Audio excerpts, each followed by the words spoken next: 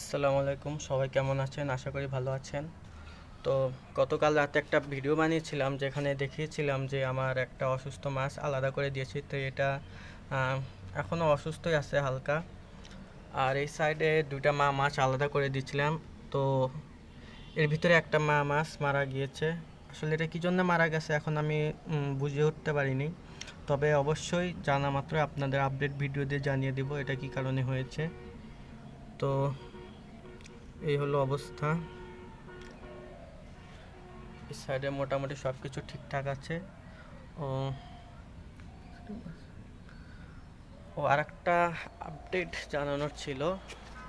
তো এই পাশে যে আমি গতদিন যে ঢাকনাটা দিয়েছিলাম সূর্যের আলো থেকে বাঁচানোর জন্য, তো এখানে ছায়া পড়ার কারণে যে পানার যে পাতা ছিল এগুলো মারা গিয়েছে। এই পাশেও এবং এই পাশেও দুই পাশে ছায়া পড়ার কারণে পাতাগুলো মারা গিয়েছে।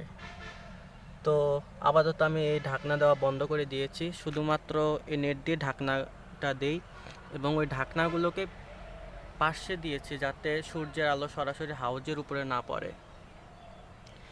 তো যতটুকু ঠান্ডা থাকুক, কারণ গাছ যত ভালো, প্লান্ট যত থাকবে, অক্সিজেন সহ আরও অন্যান্য আর কি প্রাকৃতিক সুবিধা যত থাকবে মাছের জন্য সেটা ততই উপকার। তো এই ছিল আজকের ভিডিও। সবাই ভালো থাকবেন, সুস্থ থাকবেন। আল্লাহ হাফিজ।